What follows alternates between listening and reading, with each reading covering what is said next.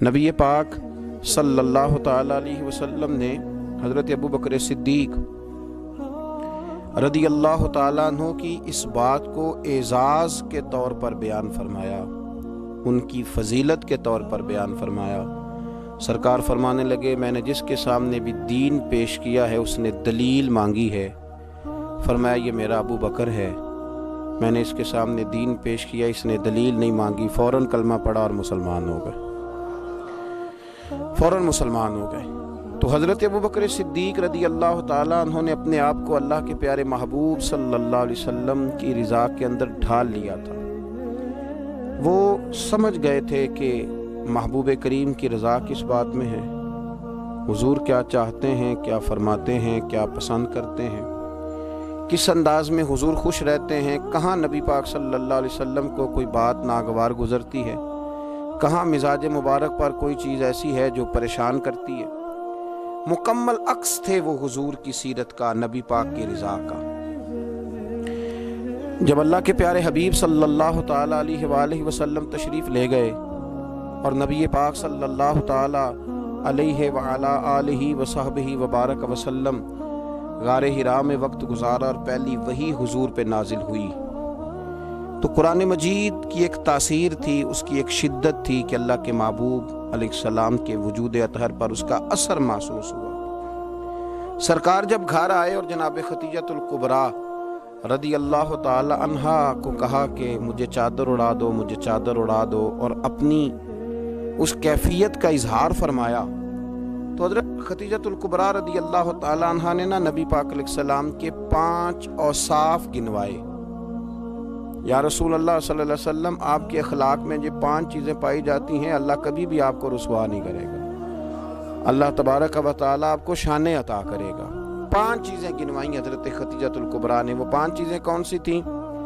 فرمایا مجھے اللہ کی قسم، اللہ آپ کو ہرگز بھی شرمندہ نہیں کرے گا۔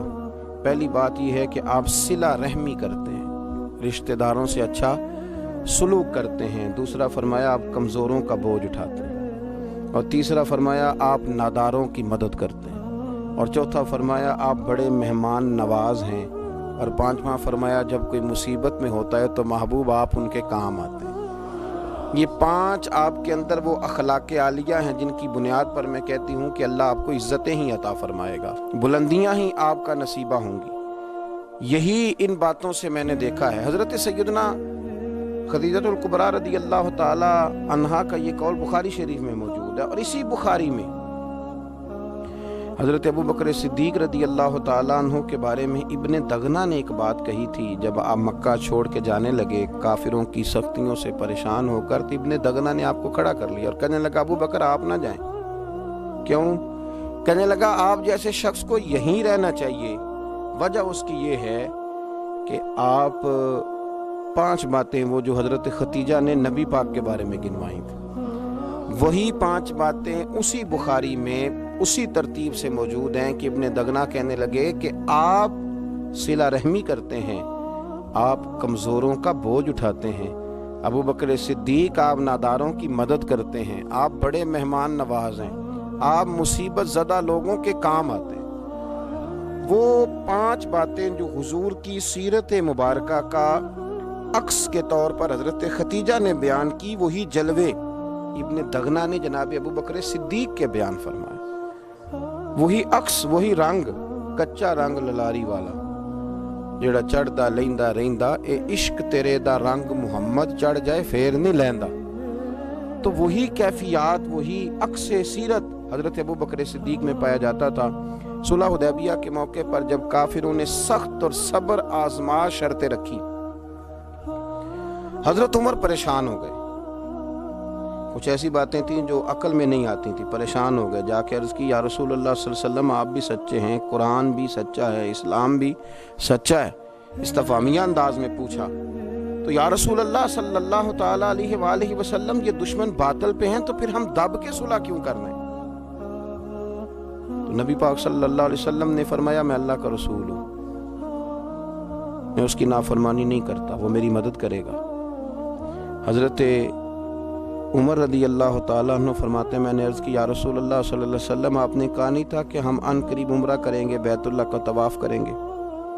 تو حضور علیہ الصلوۃ والسلام فرمانے لگے میں نے کہا تھا، یہ تو نہیں کہا تھا کہ اسی سال ہی کریں گے، انشاءاللہ کریں گے۔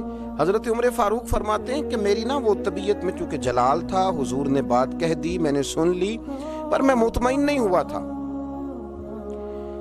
میری وہ چونکہ جذبہ جہاد سے میں سرشار تھا تو محبوب کے ادب کی وجہ سے میں خاموش ہو گیا، لیکن ابھی میری طبیعت اس طرح ٹھنڈی نہیں ہوئی تھی۔ اس طرح حضرت سیدنا ابراہیم علیہ السلام نے کہا نا یا اللہ مجھے دکھا تو پرندوں مردوں کو کیسے زندہ کرے گا؟ تو کہا یقین نہیں کا مالک، یقین تو ہے پر اطمینان قلبی کے لیے۔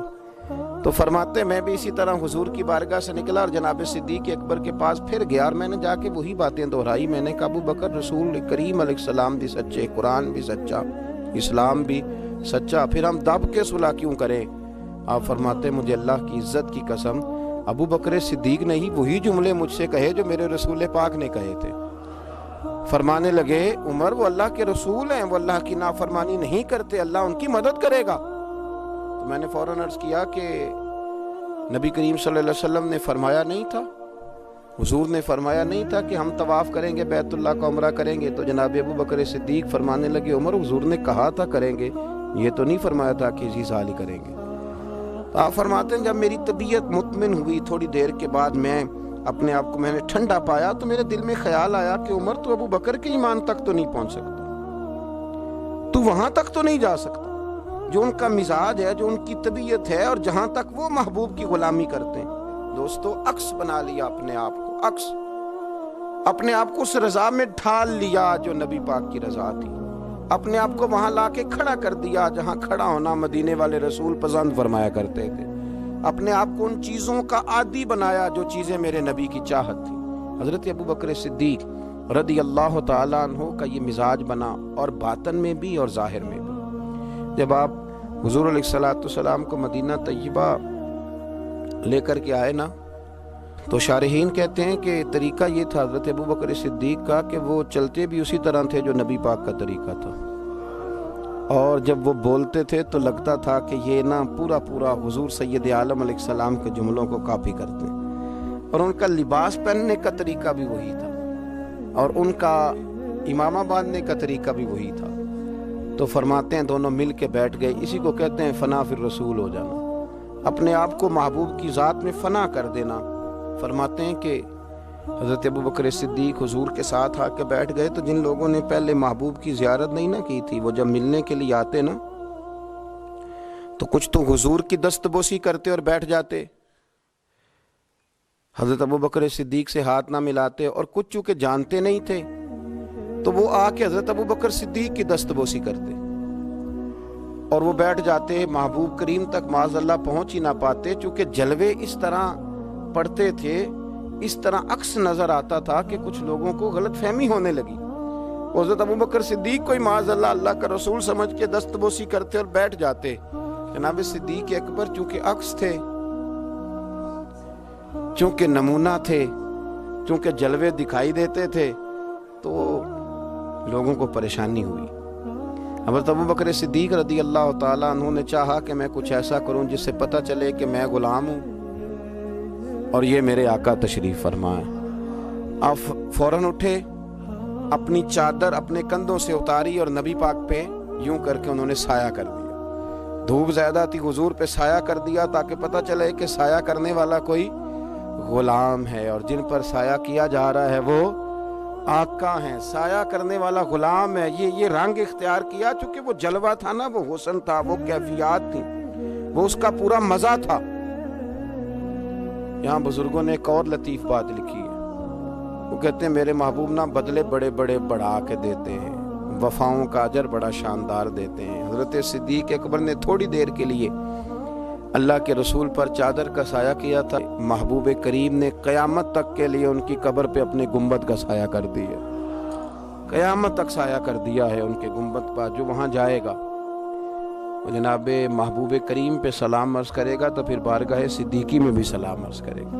میرے عزیزو، عکس بنا لینا اپنے آپ کو، اور رسول اللہ صلی اللہ تعالی علیہ وسلم کی غلامی کا پورا لبادہ اوڑھ لینا، ان کو سمجھ آ گئی تھی کہ حضور کی رضا کس چیز میں، وہ جان لیتے تھے، وہ سمجھ جاتے تھے، وہ ان چیزوں کو پرکھ لیتے تھے۔